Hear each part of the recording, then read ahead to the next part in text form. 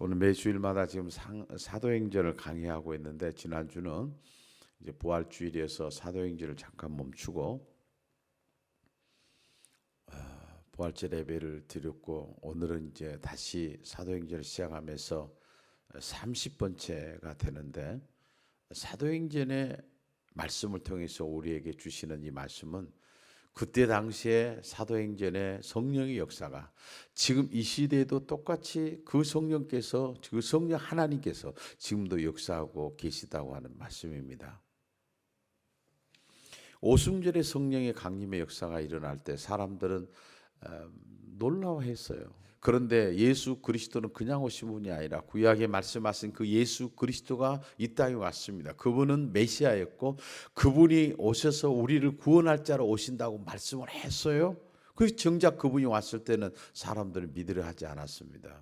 그때 성령의 역사가 임하고 그 성령의 역사의 능력을 받은 사람들이 다니면서 복음을 전하게 되고, 그 복음을 전하고 난 다음에 어떤 일이 일어났냐? 사도행전 6장에서 이렇게 말씀합니다. 하나님의 말씀이 점점 왕성하여 예루살렘에 있는 제자의 수가 더 심히 많아지고 허다한 제사장의 무리도 이 도에 복종하니라 그랬습니다. 여러분, 어떻게 그들에게 그런 예수 그리스도를 십자가에 죽였던 그런 상황에서 믿는 사람들이 더 많아질까라고 하는 것이에요. 이것은 바로 성령의 역사였습니다. 그 다음에 우리는 11장까지 왔습니다.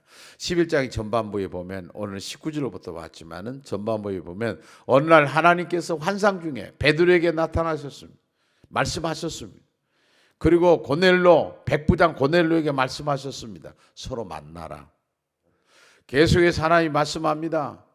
그런데 고넬로에게만 얘기한 거 아니고 베드로에게 둘이 다 말씀합니다. 그때 하나님의 말씀 거부할 수가 없었습니다. 그래서 가서 베드로가 고넬로 집을 방문해서 말씀을 전하는데 거기에 성령의 역사가 임합니다. 이렇게 해서 이방인 선교가 시작이 됐던 겁니다.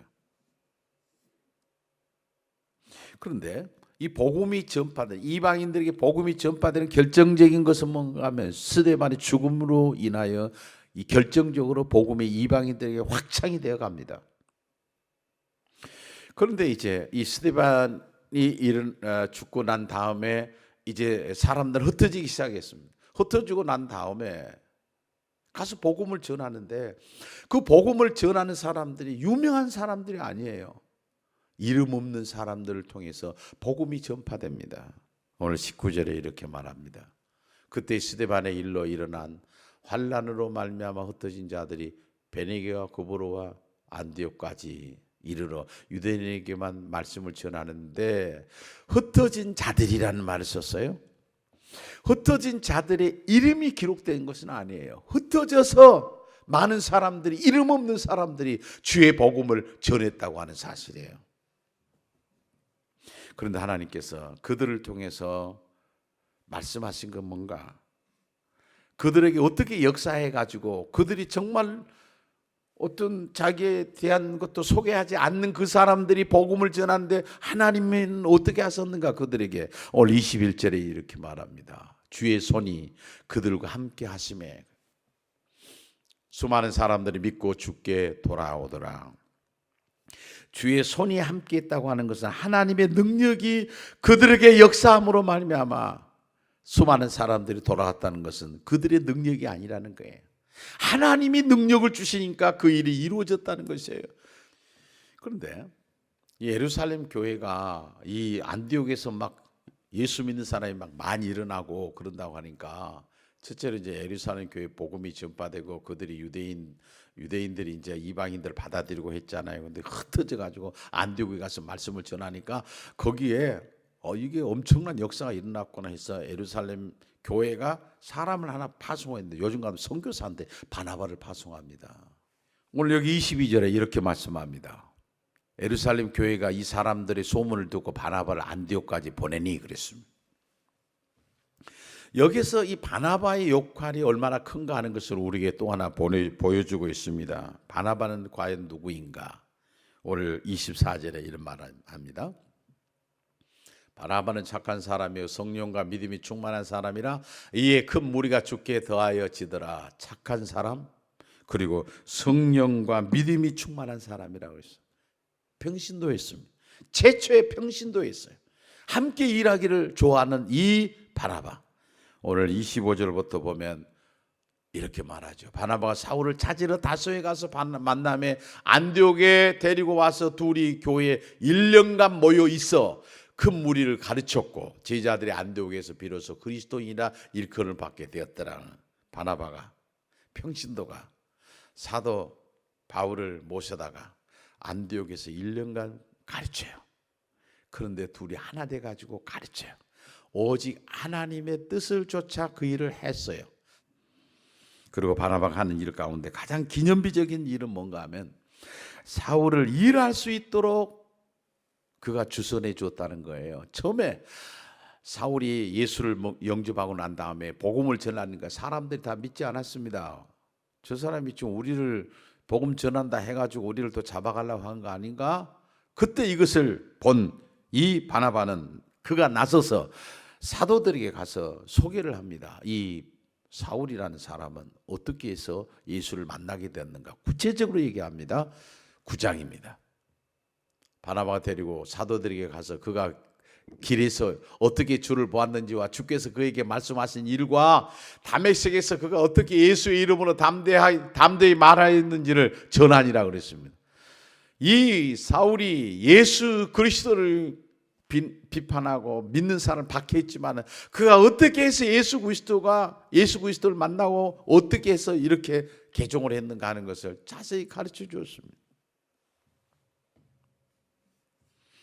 바나바의 별명은 1호의 아들입니다. 1호의 아들처럼 그는 섬기는 사람이었습니다. 이 과정을 통해서 안디옥 교회는 최초로 크리스찬이라는 말을 듣게 됩니다. 이게 오늘 26절이에요. 제자들이 안디옥에서 비로소 그리스도인이라 일컬음을 받게 되었더라 그랬습니다. 여러분, 자기들이 우리가 지금 그리스도인이라 그렇게 말하는 거 아니에요. 이 그리스도인이라는 것은 예수 그리스도를 추종한 사람, 예수 그리스도에게 속한 사람이란 말이에요. 근데 자기들이 부른 것이 아니라 사람들이 불러주었어요.